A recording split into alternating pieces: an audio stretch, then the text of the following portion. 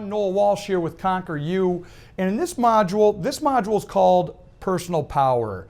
And I was actually listening to some training myself as I consistently train for myself. I'm constantly learning, I'm constantly reading, I'm constantly watching, and I'm always trying to get better myself. And of course, stay up with the trends in sales, in car sales, and all retail myself, so therefore I can be the best teacher I can be.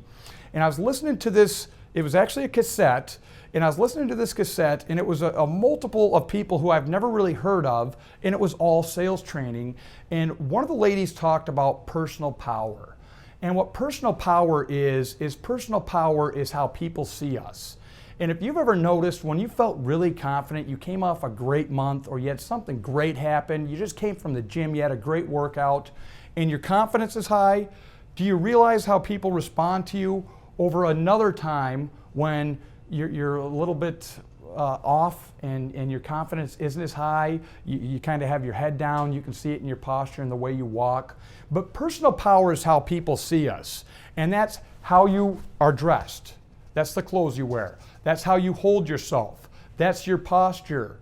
That is your comfort zone. That is the tone in your voice. And the way we gain personal power is by confidence. And over time, when we stay on a process in our meet and greet, and we can gain that confidence early, and we can show that personal power with the customer, we are so much more likely to sell that customer, because people like dealing with confident people.